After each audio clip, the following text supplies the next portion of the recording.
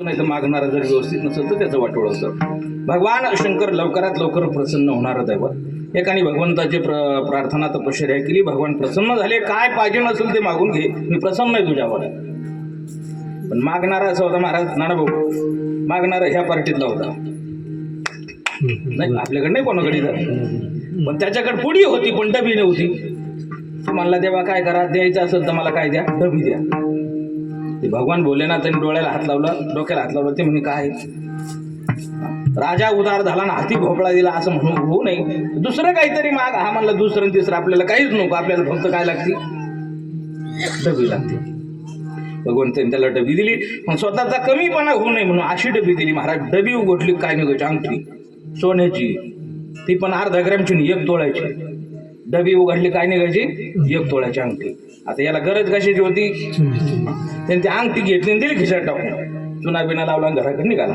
गाव जवळ आल्यावर परत दुसऱ्या येण्याची तल्लप झाली, तर परत तिने डबी उघडली. तर डबी उघडल्यावर परत काय निघाली, ती म्हणे खिशात टाकली होती, डबीत कशी होती. तर पाहत होतो खिशात एक आणि डबीत. मग त्याच्या डोक्यात आलं की भगवान भोलेनाथाने आपलं कल्याण केलंय. अशी डबी दिली की डबी उघडल्यावर काय निघती, अंगठी निघती. त्याला एवढा आनंद झाला महाराज. घरी आल्याबरोबर तिने बायकोने सांगितलं, आता इथून पुढे अजिबात कोणाचा बांध ओलांडायचा नाही, ऊस खोरपाला नाही, कांदे काढायला नाही, कशालाच पुढे जायचं. याच्या डोक्यावर परिणाम झाला का काय, घरी एक दिवस राहू देत नव्हता, आता उद्यापासून पुढे जायचं नाही म्हणजे काय. त्यांनी सांगितलं काहीच करायची गरज नाही. का बरं, त्यांनी आपल्याला अशी डबी मिळाली, भगवान शंकराने अशी डबी दिली की डबी उघडल्यावर काय निघती, अंगठी. आता महिला मंडळा अशी गोष्ट कळायचा उशीर, झोपत नाही तिला रात्रभर. डबी उघडायची लावायची, रात्रीतून गोणी भरली तिने, उचलली कोणी गेली शावगाला घेऊन टाळली शराब. तुम्ही म्हणता महाराज आता बिगर पावतीचे सोनारांनी कस काय अंगठ्या घेतल्या, दृष्टांतात घेत असते, जास्त डोकं नाही लावायचे कसं काय. दृष्टांतात मी आमदार होतो म्हणजे अंगठ्या घ्यायला काय लागतं, काही होतं दृष्टांत. आता दररोज गोणी भरून अंगठ्या जात असतील म्हणलं, रिटर्न माल काय कमी येत होता कधी तिकडून बंडलच यायचे महाराज मोठमोठाले. आता गोणीने बंडल आल्यावर दिवस पलटायला काय वेळ लागतो महाराज. वर्षभरात तर यांनी 3 मजली बंगला केलाय. पार्टीज काय, एसी काय, मार्बल काय, सोफा सेट काय, फ्रीज काय, वाटी काय, वस्त्र नव्हतं तिकडे. म्हणजे लयच पूर्ण घर भरून गेलं सगळ्या साहित्याने. 5-50 किलो सोनं तिच्या अंगावर. आता वर्षभरात एवढं सगळं बदलल्यावर शेजारीला काय दमली तू. ती म्हणे कुडाच्या घरात राहत होती, बंगला आणि एवढं आत आलं कसं काय. ती म्हणे हे बघ तुला म्हणून सांगते, नाही तर म्हणशील कोणाला, आमंत्रित असतो ते मी कोणाला नाही सांगत, मला तर सांग. तिने सांगितलं अहो आमचे हे भगवान शंकराची तपश्चर्या केली, भगवान शंकर प्रसन्न झाले, तिने अशी डबी दिली की डबी उघडली, काय निघती, हा सगळा डबीचा प्रताप. ती म्हणजे माय नवऱ्याला काय गोळा उठला का डबी आणायला. घरी आल्याबरोबर तिने सांगितलं काय नाही, पहिलं जायचं आणि काय करायचं, डबी घेऊन यायची. आता नाविलाज होतं महाराज, गेला लवकर, वेळ कमी होता, 3च मिनिटं राहिली होते.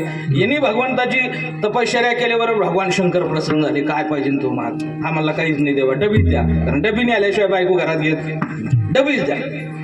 भगवान म्हणले पहिला आला तो डबी मागतोय, दुसरा आला तो डबी, याची जरा गंमत करू.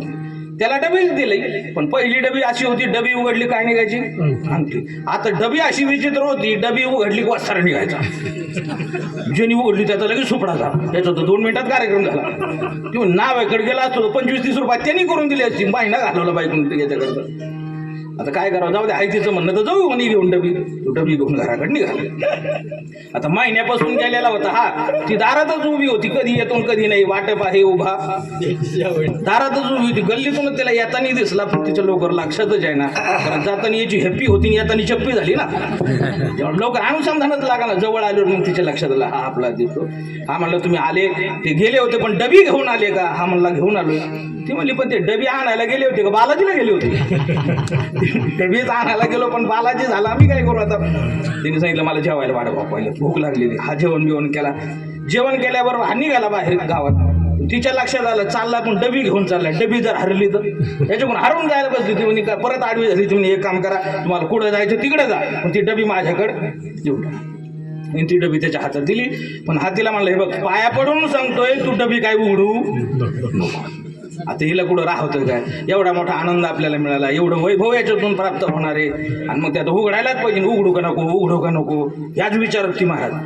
आणि ते विचारत असताना तिला एक सुपीक कल्पना सुचली ती म्हणजे एवढा मोठा आनंद आपल्याला मिळाला आणि एकटीने कसा साजरा करायचा 5-25 सवासनी नको का सगळ्या गावातल्या सवासनी मेन बोलून आल्या सरपंचीनबाई पाटलीनबाई मुकादमीनबाई सगळ्या सरपंच गावातल्या 5-25 महिला जमा केल्या हळदी कुंकाचा कार्यक्रम झाला चहा पाण्याचा कार्यक्रम झाला महत्वाचा कार्यक्रम कोणता डबी उघडायची कोणाच्या हाताने उघडायची हा पण कोणत्या सरपंचीनबाई का इथं नाही ना आलेली नाही ते यायची परत फिरणार अहो सरपंचीनबाईच्या हाताने काय करत ती डबी उघडायची ठरवली सरपंचीनबाई पुढे आल्या ती डबीला हळदी कुंकू वाहिलं आणि ती डबी उघडल्याबरोबर वस्तारा बाहेर जेवढ्या 5-25 जमा झाले होते सगळे भंडणार विठाला